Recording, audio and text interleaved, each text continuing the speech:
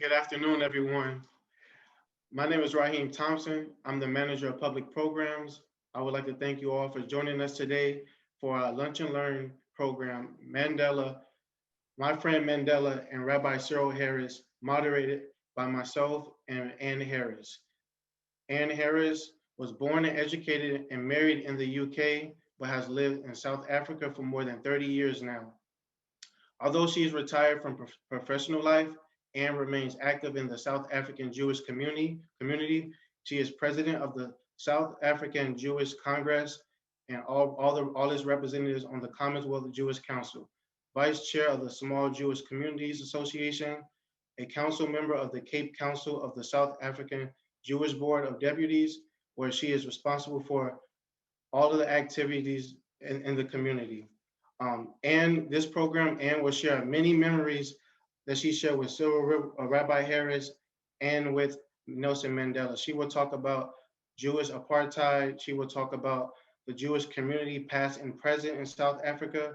She will share many photos and great memories that Rabbi Harris shared with Nelson Mandela, so which is why she likes to call this program Mandela Memories.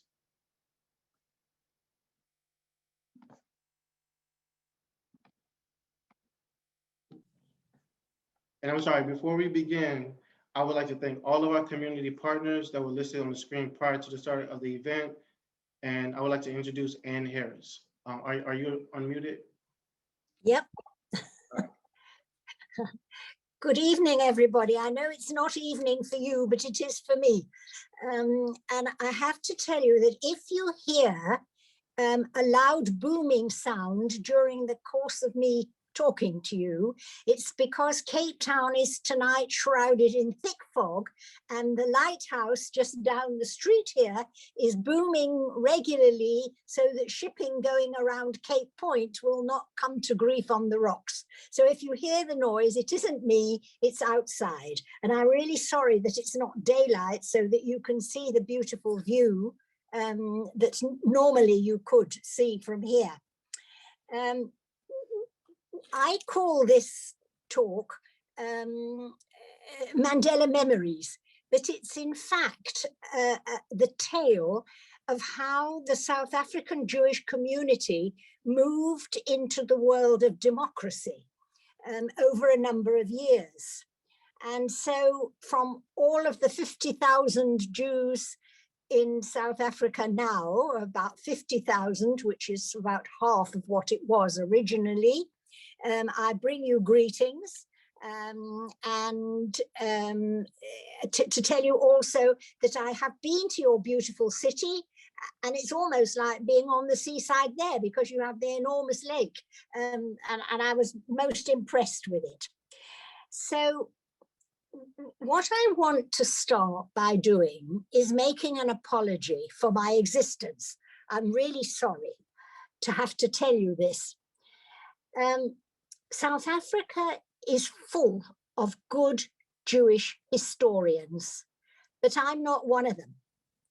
I'm just a person who was privileged to be an observer of amazing events and just took note of them.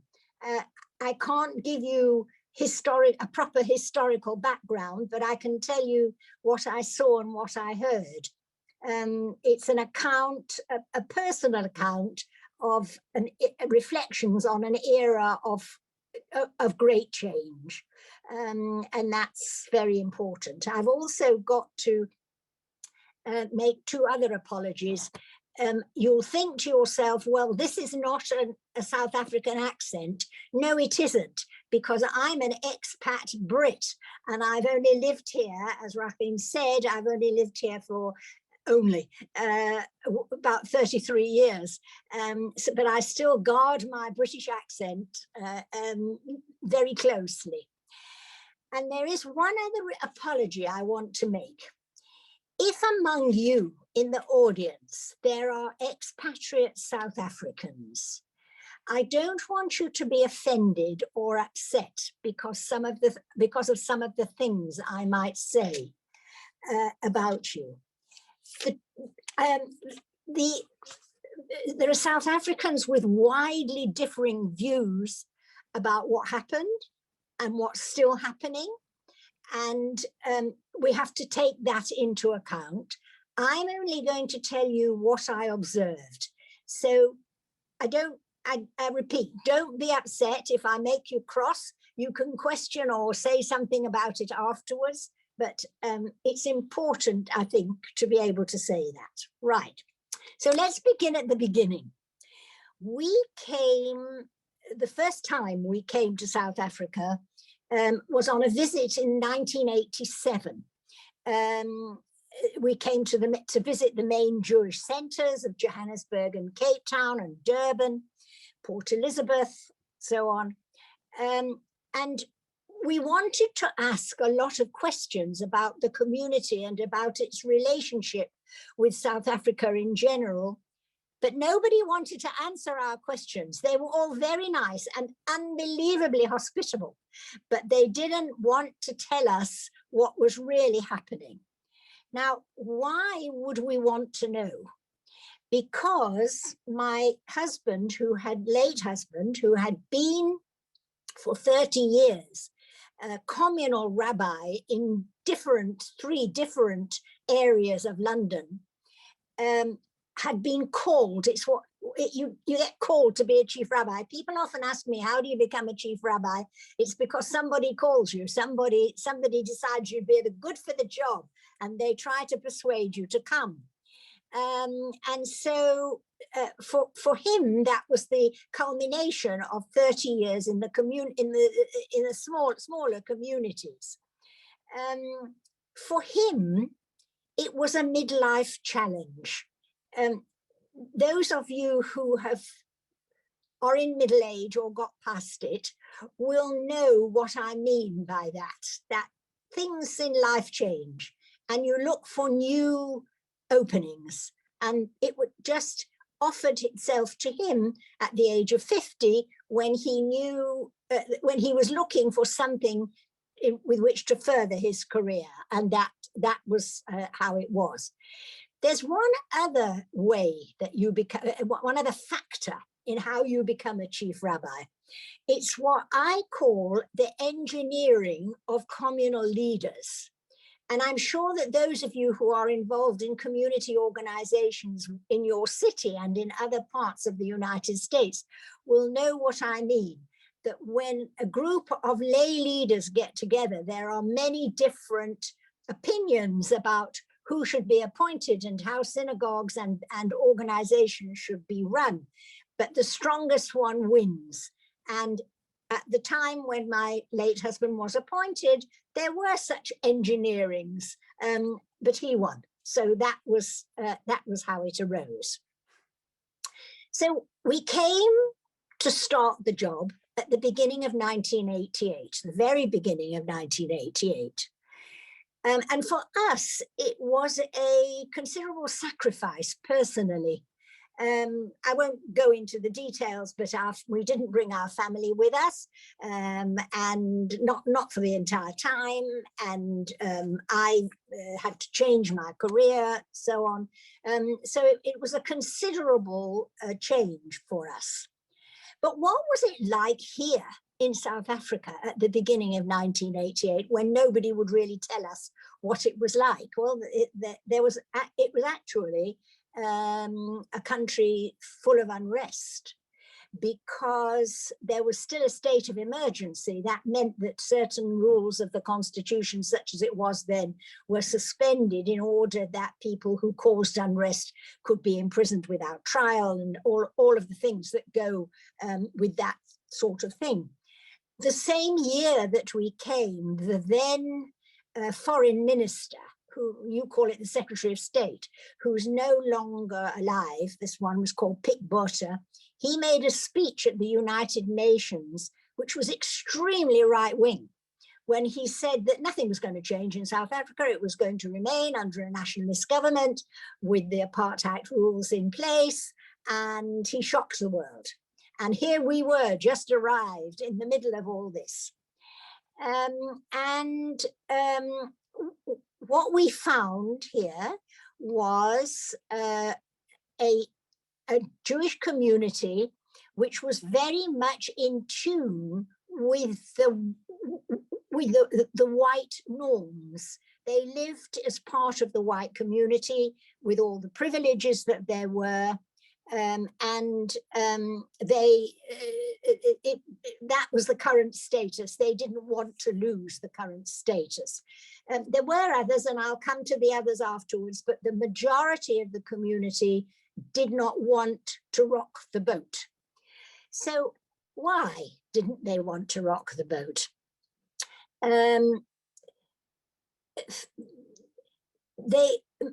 Most Jewish people were very, how can I say, they were concerned about those in the community who spoke liberal talk.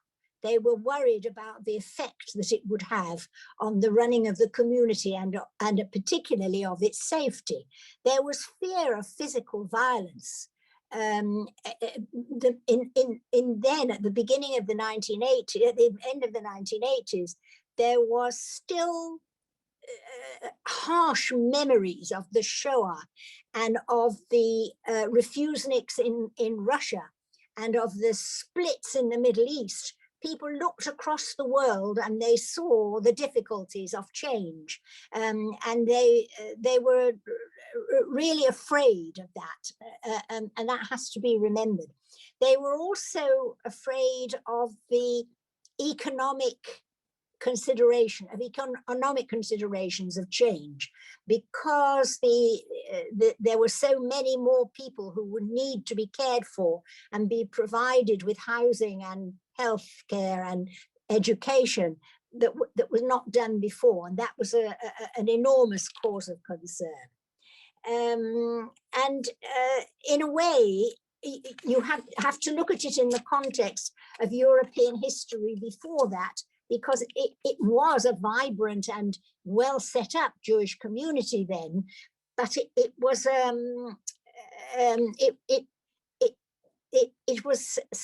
looking back. It was very much looking back on the history of the changes in the world from the end of the Second World War onwards. People were worried about the continued relationship with the State of Israel, although at that time the relationship between the nationalist government and Israel was quite good. And they also saw that quite clearly, that Black South Africans had very kind feelings towards Cuba and Russia and Palestine. And why was that? Because those three blocs offered the African National Congress the education in practical things as well as academic education, even military situations, which nobody else would give them. When I look back at that time and know that in England it was the time of Mrs. Thatcher and her allies, I know perfectly well that she was not going to help them. And so that was the same for many world leaders. It was a very difficult time for the change to come about. But the one thing that stands out in my mind, and I want to impress this upon you, the Jewish community was very well organized. There were many synagogues, there were many rabbis, there were Jewish schools, there were Jewish institutions of all kinds. But there was a marked rabbinic reluctance to emphasize Jewish moral imperatives. The poverty of Black people and the lack of safety for them was quite obvious to them. They said they didn't know, but they did know. It was quite obvious. And yet they were very afraid to look at it through this perspective of Jewish morals and ethics. And many of the rabbis, most of the rabbis, in fact, allowed that to continue. So at that time, the community was generally quiet and apprehensive. And after that, my late husband burst on the scene, and he had made up his mind. He was always a political animal. He was going to say what he wanted to say straight off. And he used to tell a story about himself that when we weren't attached to one particular shul. We used to go around every weekend to different places. And so when he preached to synagogues full of people who had never seen him before, and he told them that they must observe Jewish law and ritual, they smiled, they were really pleased with that. And then he said to them that they must support the state of Israel, come what may. And they were even more pleased. It was a big Zionist, it still is, a big Zionist community. But then he would tell them there was a third issue, that they had to do something and be seen to do something to correct the imbalance in South Africa. And then he would laugh and say their faces fell, and those of them who wore hearing aids promptly turned them off, because that was what they didn't want to hear. And that was, and that I think was probably quite meant in fun, but it was actually probably quite true. And how, what I was doing all this time was very little. My role was not defined at all. I saw myself as making an attempt to conscientize the community, which was not very popular. And in the first year that we were here, I didn't work, and I went wherever I was invited to visit women's organizations and educational projects, and in the community, schools, and so on and so forth. And I didn't say very much, but I listened and I tried to understand why the communities kept itself so insulated. And of course also, but it was a time from the middle to the end of 1980s, it was a time of moving, stirring in the country as a whole. At that time, Nelson Mandela, who had been with many of his comrades, a prisoner for 27 years on a place called Robben Island. I'm sorry that you can't see anything outside my curtains, but Robben Island is just in the middle of the sea outside there. It's a hellhole of a place, and that's where he was for well over 20 years, with very few privileges at all. But at the end of the 1980s, when the nationalist government began to realize that things were going to move, he was moved to an ordinary prison on the mainland of the Western Cape here, so that he could begin to have some kind of a more civilized life. So there were moves made. People were beginning to stir. However, two little stories which affected me, which I found very amusing. We lived then in Johannesburg, and north of Johannesburg, not far, is the city of Pretoria, now called Swane. And Pretoria was a very conservative nationalist stronghold, and the rabbi of the community there was equally conservative and nationalist. And I was offered a job at the University of the Witwatersrand in Johannesburg, which was known to have liberal tendencies. And the rabbi rang me up to Johannesburg and insisted that I come to have lunch with him and his wife one day, during the whole of which I had indigestion, I have to tell you, the whole of which time he lambasted me as wanting to have anything to do with Wits University, because it was far too liberal and it would only harm the Jewish community if I was there. I fortunately didn't listen to him. So that was, well, I didn't follow his view. I want to just tell you how I knew that there were stirrings in the community. One day I went to visit a nursery school in a suburb of Johannesburg, which had once been a very vibrant Jewish suburb, but as often happens, the people had moved out to better accommodation, wider open spaces, and so on. And so the nursery school was losing pupils. And so it began to take in children from other races, Chinese and Indian, and the Black children who were the children of domestic workers in those households. And so I went to visit them, and I walked around, and there was a little Black girl playing with Play-Doh, plasticine. And we had a little chat. She was about 4. And I said, and nonchalantly, where do you stay? That's the way South Africans say, where do you live? And she looked at me for a minute, and then she said, I stay with Zada Cohen. And then I knew, I didn't know who Zada Cohen was, but I did know that there was a Jew somewhere not far away in that suburb who had realized that he ought to do something about educating this little Black girl who was part of his domestic household. And he wasn't the only one. I got to know him eventually. But there were other stirrings. There were people in the Jewish community who privately and commercially and communally tried to do things for the Black people that they knew in terms of housing and healthcare and education of their children. There were glimmers of light which there had not been before, and that was how it began. Now, very briefly, I want to tell you about how my real indoctrination into the change that was going to come. The glimmerings of change were not only in the Jewish community, they were all over South Africa.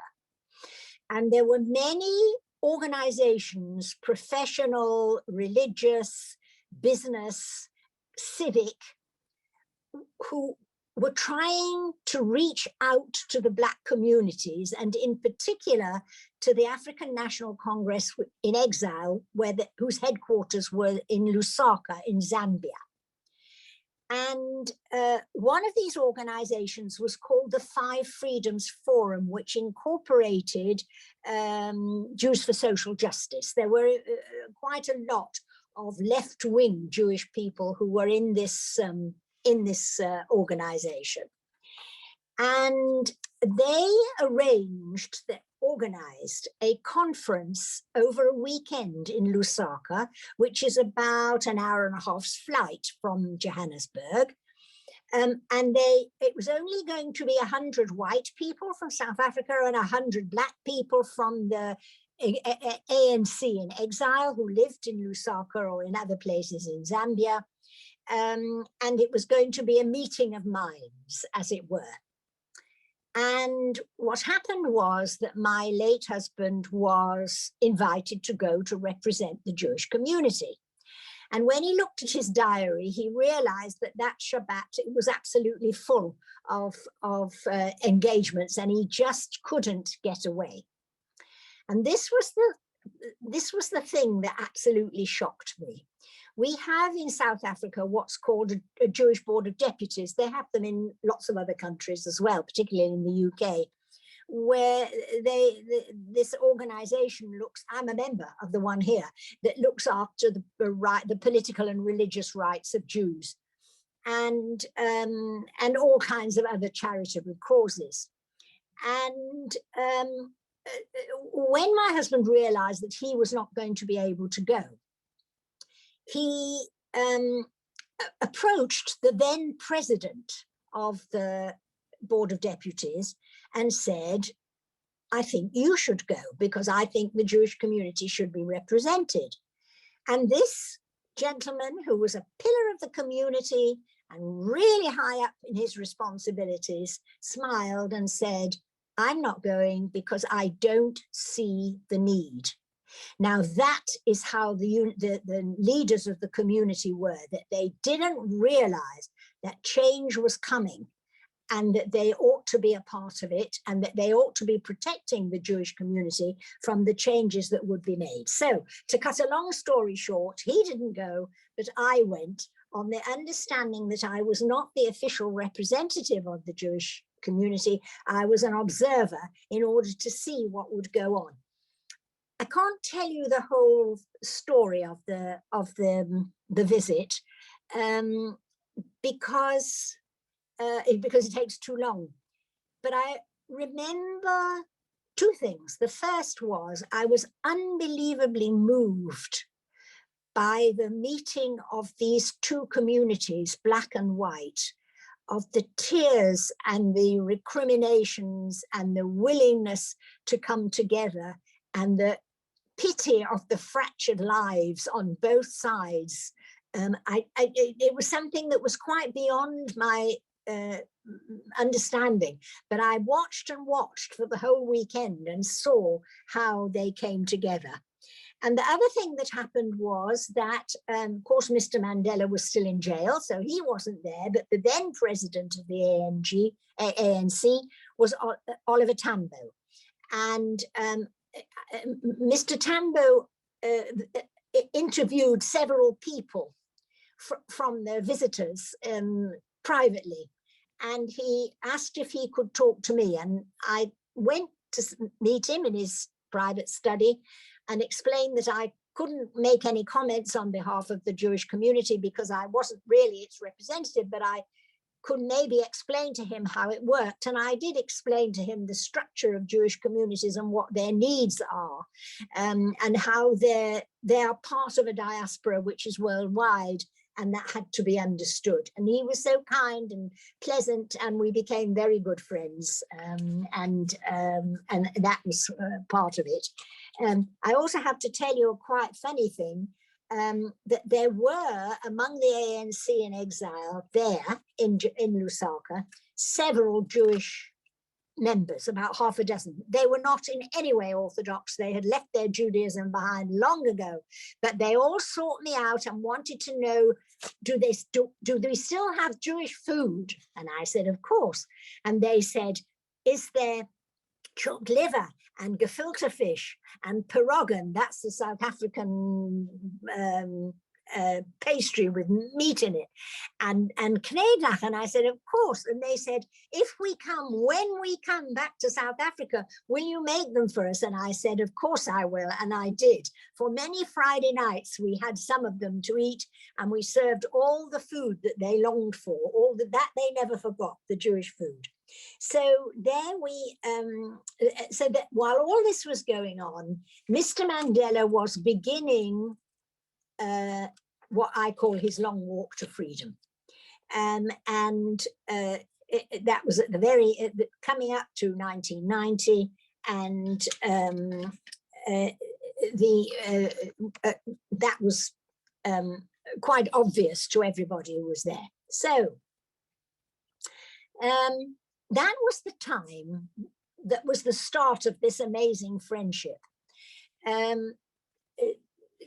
Rahim, did you manage to show them the photograph? The big photograph?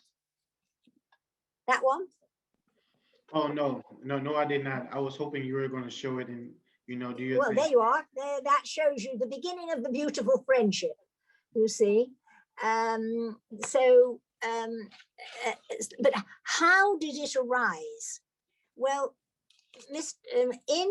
at the very beginning of 1990, when Mr. de Klerk, F.W. de Klerk, was still the president, the state president, he had the habit of always inviting religious leaders to meet him for a cup of coffee before the state opening of Parliament, which was at the beginning of February every year.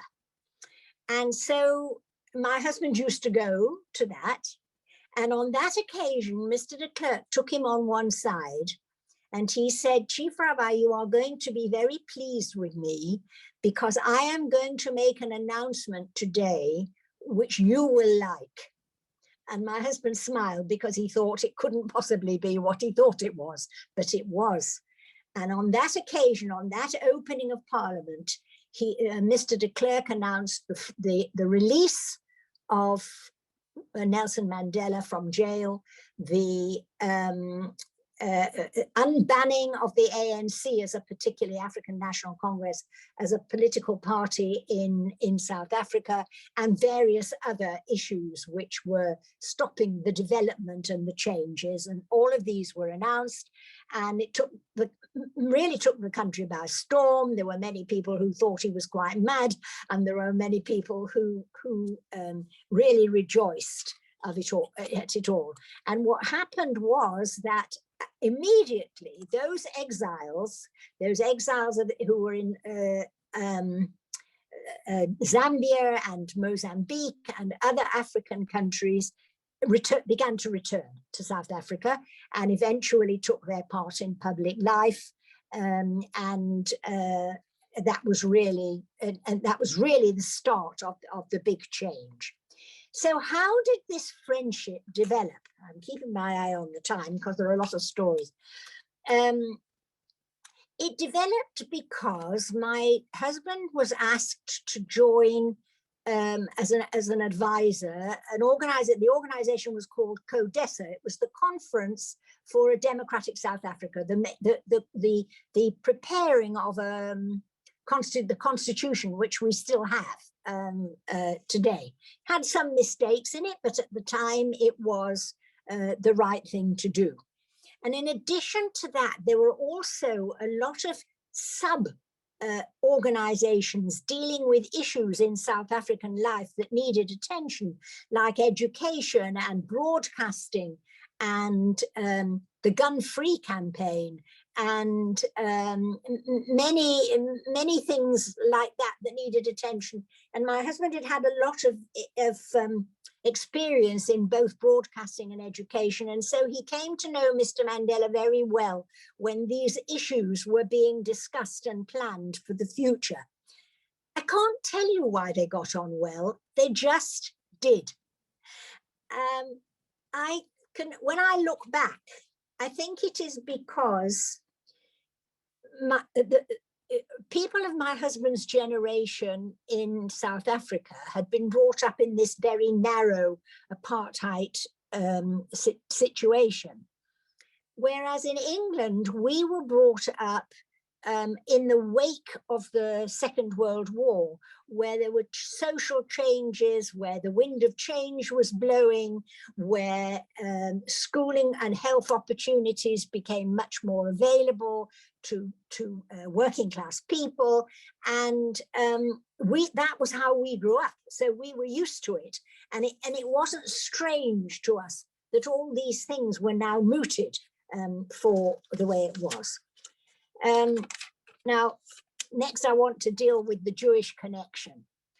I always called Mr. Mandela Madiba. Madiba means Lord. That was what his family called him.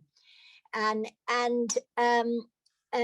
he was not a religious man, but he was a man of faith. I don't know whether I can explain to you what the difference of that is. He was not religious in that he wasn't church going or sermon preaching, but he was a believer, and he believed that he had to show that this in the leadership that was then came upon him.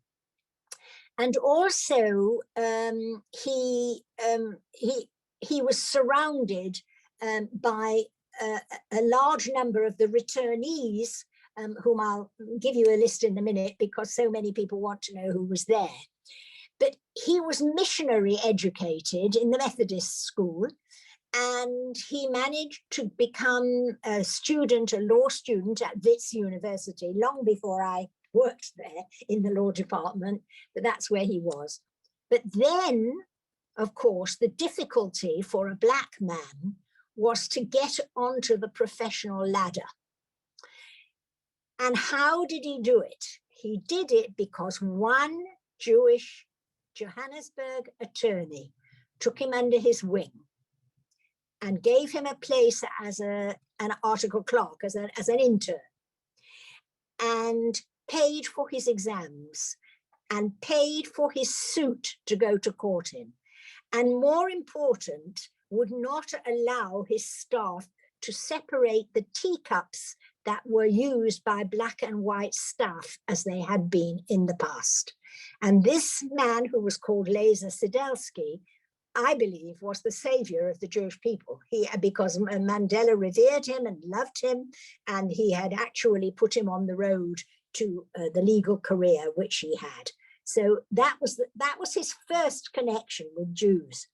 And then there were many Jewish people, men and women, among his comrades from the ANC.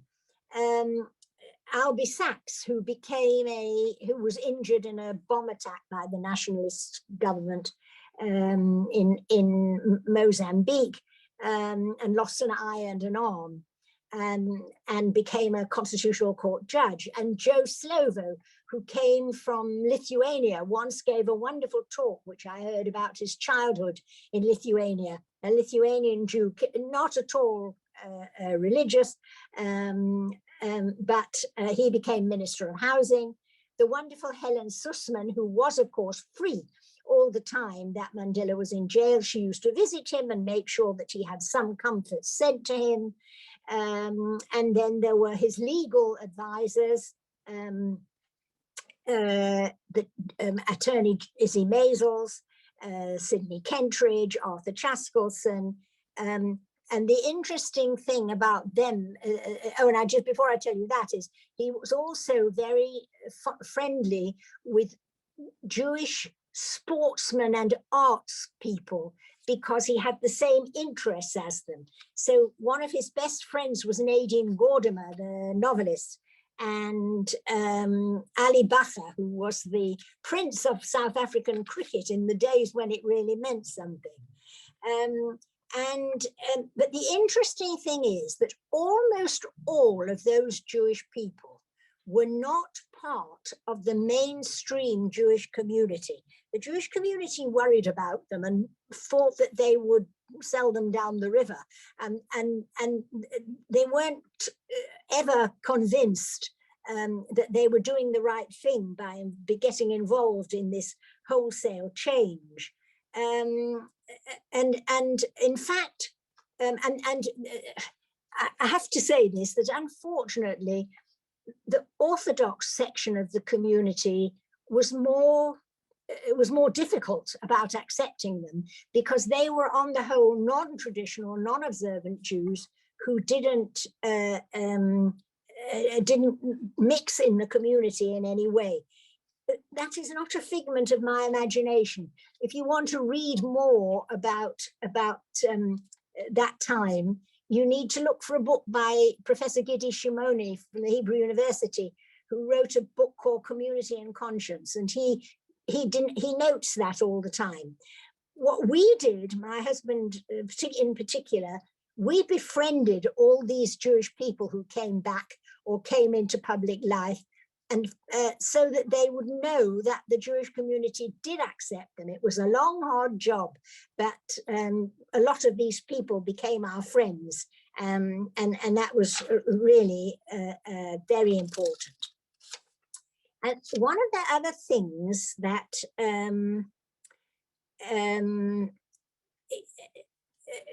created the relationship between my husband and Mr. Mandela, surprisingly, was the wonderful Archbishop Tutu. Now, you're now grimacing because Archbishop Tutu is now very anti-Israel. That's because he was got at by all kinds of propaganda, and he's very old now anyway. He doesn't take part in public life, and he was a very good friend of Mandela, and he persuaded Mandela to let him form an interfaith movement, because he felt that religions were going to form a very big part in building up the country. And so he became a very good friend of my husband's, and they worked together a lot to make faith a part of the Constitution, which it still is. And now I must tell you this story, lovely story about Graça Machel. I don't know whether you know who Graça Machel is. She was the widow of Samora Machel, who was the president of Mozambique and who was assassinated by his plane being torpedoed in the north of Mozambique, leaving her a widow. And she became very friendly with Madiba because they were both very lonely. And they spent a lot of time together. Sometimes she was in his house in Johannesburg, and sometimes he went to her seaside house in Maputo, and they got to know one another very well for many years. And then Archbishop Tutu, it was a bit like what in England we would have called the Archbishop of Canterbury. He banged on the table and he said to Madiba, "This is not nice. You are the president of the country. You cannot live with this lady if you don't marry her." And he pushed them into getting married. And what happened was that Madiba wanted to have an interfaith marriage, but he was going to be married on a Shabbat, because that was his birthday in 1996, I think it was, can't remember exactly. And so he insisted, Madiba insisted, that if we couldn't go to the wedding, we must go on the Friday afternoon before Shabbat came in, and my husband would bless them both with the traditional Jewish blessing. And so we went. We were not allowed to tell anybody because the wedding was secret. We went literally on our way to the Friday night service. We spent a few minutes with them. My husband explained to him the significance of the chuppah, and blessed them both. And I just stood in the corner weeping. I was in tears. It was so moving. And we took them each a silver becher as a wedding present. And then we left and went to shul. And the next day, of course, in all the papers, it was announced that he was going to marry her that day. And that was a very close relationship that we had with them. So,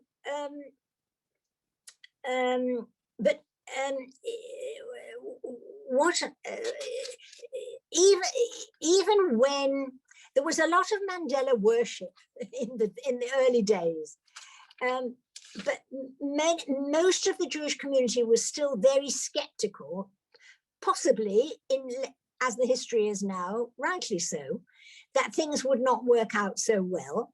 And it was quite difficult to persuade people that that it all would be all right.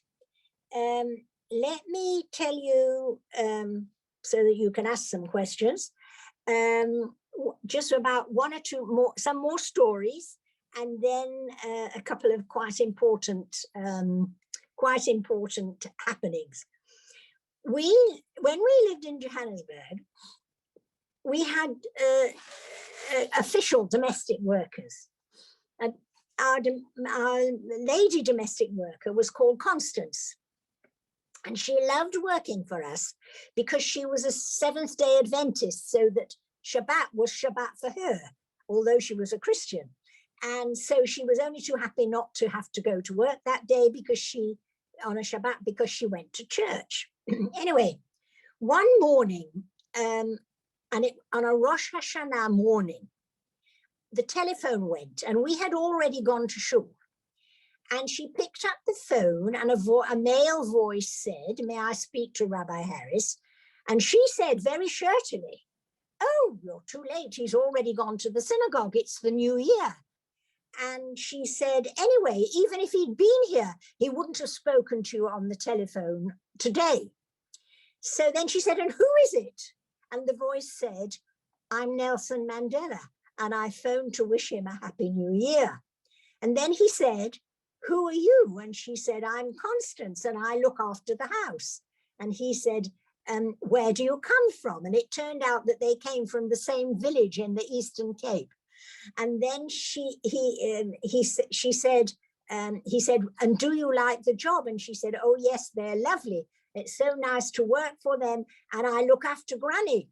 And that pleased him more than anything. And so I always used to say she'd never wash her hair after that conversation that she'd had with Nelson Mandela on the phone, because that's what he was like. He was a man of the people, and he would be very nice to people, very nice indeed.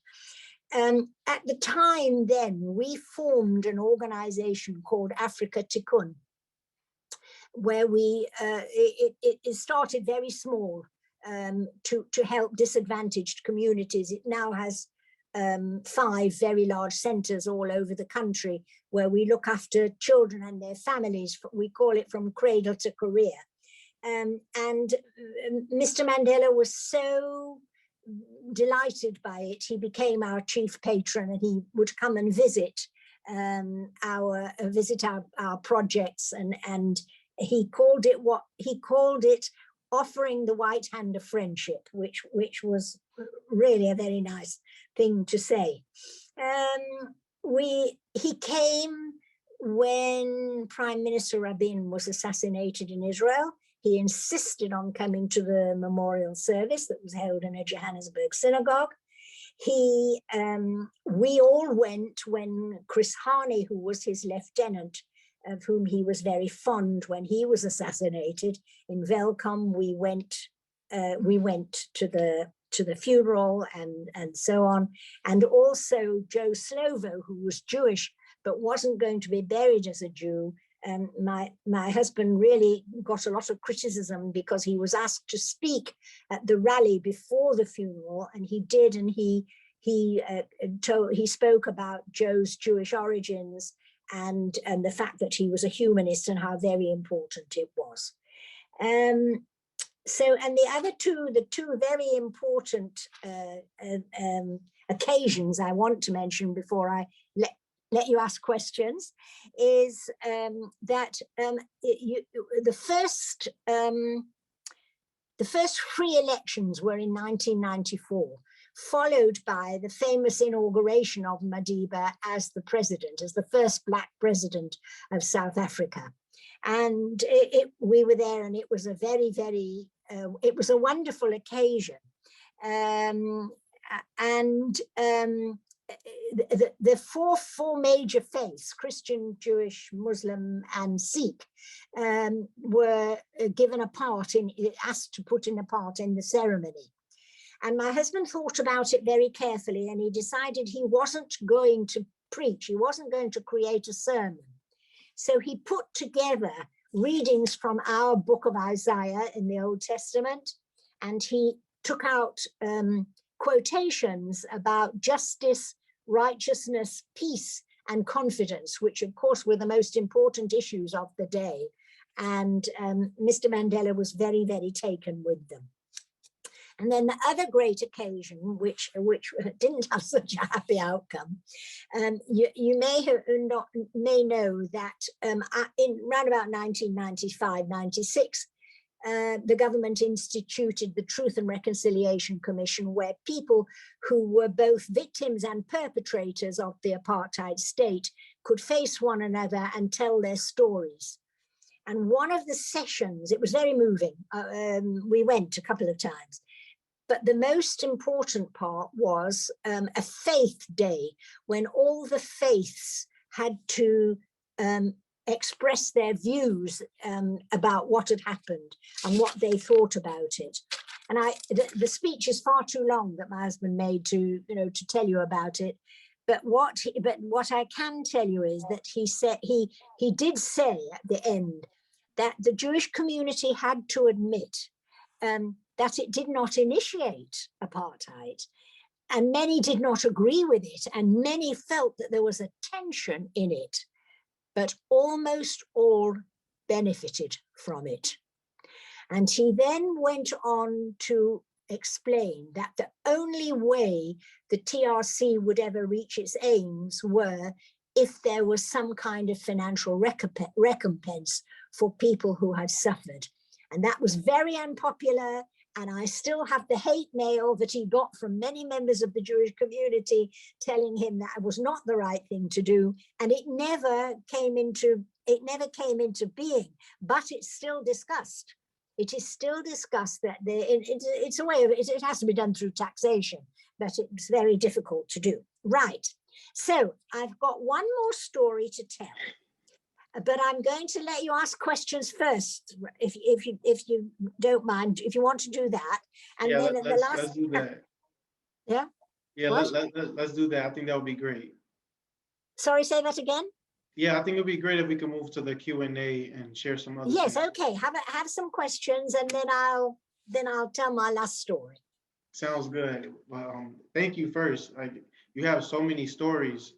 The most interesting thing is, like, you talk a lot about Nelson Mandela, your husband, and many other great men. But what about yourself? Like, where did you begin with your fight for social justice and human rights? What inspired you, and what was it like being a woman at that time fighting for these causes? Funnily enough, when I started looking at the professional side first, when I went to work at the University of the Witwatersrand, I was one of the 4 attorneys who ran what was called the campus law clinic, poor law, where people could come for legal advice and assistance without paying. And it was final year students who worked in the clinic, and we attorneys supervised them. The interesting thing is that we were 4 women, and it was that of the lawyers who could have come forward to do it, it was 4 women who did it. And but later on, the guy who is now the professor of clinical law at Wits is a man, and I employed him. I actually interviewed and employed him when he was a very, very young attorney, because I could see that he was going to be an extremely good teacher, which was the most important part. So that's that. But the other thing is the working of organizations like Africa Tikkun and the Union of Jewish Women, which also did enormous amount of social work. 25 years ago, we formed Africa Tikkun. 30 years later, I can tell you that we do wonderful work, but we did not change entirely the mindset of the Jewish community. That if that was our second reason for starting it, we didn't succeed entirely. We've succeeded quite a lot with young people, but we haven't really succeeded with the older people. And I know that because when, unfortunately, COVID has stopped us being able to visit our centres at the moment. But before that, and it will come again, I used to take visitors to see what we do, to see the schools and to see the feeding schemes and so on. And often I would get older people of the Jewish community not wanting to go because they were afraid of it. They're afraid of seeing the townships. They're afraid of possible violence, many fears. And so to a certain extent, maybe it's going to be another generation before that comes. There. Yeah, and what was the biggest sign of change you noticed in the past 30 years during this time? I still remember one of my sons on his first visit here. He was a student, he was a master's student then, arriving and going to shul with his father and coming out on the Friday evening and walking along the pavement home. And a black man came towards them and stepped off the pavement so that they could have the pavement and he would walk in the road. And it absolutely stunned him that that sort of thing could happen in a modern country. And he still talks about it.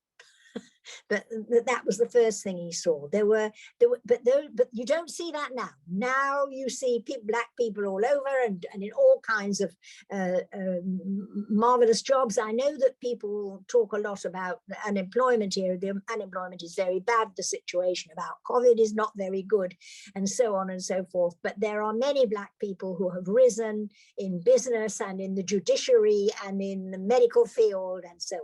So there are opportunities which there never were. Yeah, that's great. Um, Mm. was there a community of Holocaust survivors there at the time? And Yes, if so, if you met them, could you share a story or so? yes, we're, when I lived in Johannesburg, I knew them. Unfortunately, they're now passing away because they're old, very old. But in here in Cape Town, down the street here, we've got two particular ones. We've got more, but the two particular ones, they're both women. One was in the Warsaw Ghetto, and one was in Auschwitz and Belsen. And the one in the Warsaw Ghetto was in Majdanek. And they speak often, they're both in their 90s, but they speak often in the schools, in the non-Jewish schools, as well as the Jewish schools. And one of the things we did, I don't know whether you've got this, we managed to put Holocaust education as a compulsory part of the history syllabus for secondary school students. So we do have a lot, yes. Nice. They're And very honored. Mm. and for your husband relationship with Mr. Mandela, could you share with us one of your favorite stories with them too and interacting? Well, that photograph shows you, the photograph I showed you, that shows you that they were really very friendly. Yes, I will tell you a story. Mr. Mandela wanted to go to Israel. He wanted to go and see. So a formal visit was arranged, and he went in an Air Force plane. But my husband and one or two other people from the community were invited to go and be there when they had the special dinner that was going to honor Madiba there. And when Madiba walked into the banquet, which was at the King David Hotel, he saw my husband and he said, "There is my rabbi. Now I feel at home here." He called him his rabbi. Mm. I'm sure that was a great feeling right there. Yeah, yeah. Well, we have 2 more minutes. I'm going to let you get to your closing story, but Okay. Well, I'm going to.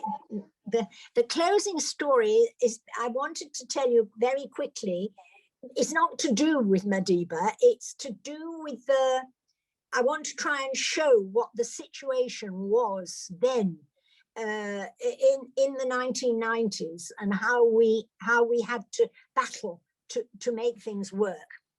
In our law clinic, the students used to interview the people who came with their problems, and they worked in twos, in pairs, the young men and women who were students. And one of the things we used to smile about was that they loved criminal work. It didn't matter how many other cases there were. They all wanted to do criminal work because it was so exciting. And on this occasion, two of my students, two young Jewish boys in their early 20s, young men, interviewed a black boy of the same age, early 20s, who had been walking in the street in the township and had seen a gang coming towards him, and he was with his girlfriend, and he thought that the gang was going to attack him and his girlfriend. And he just happened to have a knife, and he knifed one of the gang, and he was extremely lucky not to kill him. And so he was arrested, and his family managed to put together bail, and they brought him in to the clinic to be represented.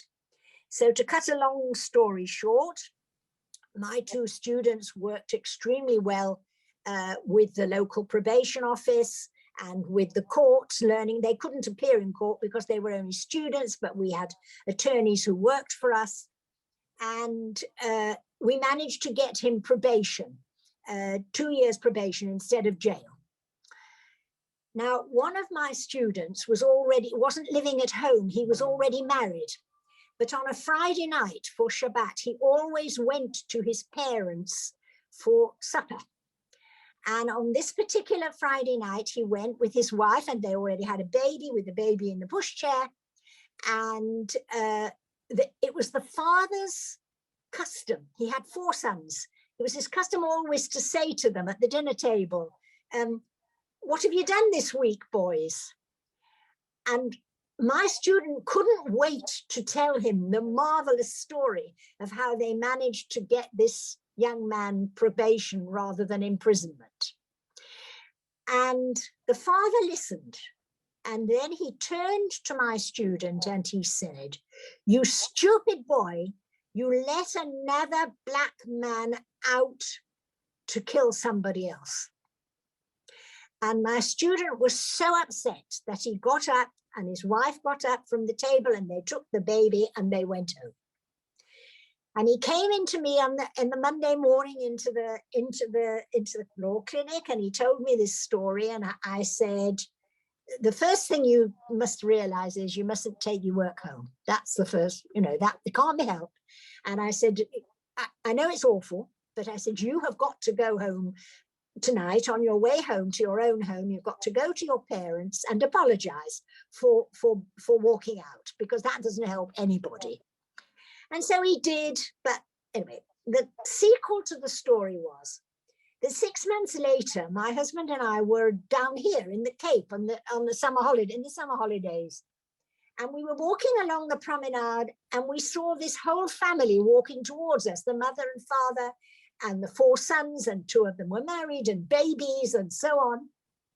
And we stopped and talked, and the boys had done very well in their exams and had both got degrees and were qualified, which was very nice indeed. And the father turned to me and he said, "I want to tell you something about what happened that night." And I said, "You don't need to make excuses to me." And he said, "Yes, I want you to understand." He said, "My parents were born in Lithuania, as were many South African families, Jews." And he said, "When they came to South Africa, we lived very poor in a little village in the far east of the country. And I was an only child," he said, "and I was brought up, taught and nurtured to be afraid of Black people. And that's why I did what I did, and I'm sorry." And I thought to myself afterwards, there's an important thing here that was the story of the change in South Africa, that 2 white young men realized that there was great worth in a young Black man, that he shouldn't go to jail. And a young Black man was faced with 2 white men who actually believed in him.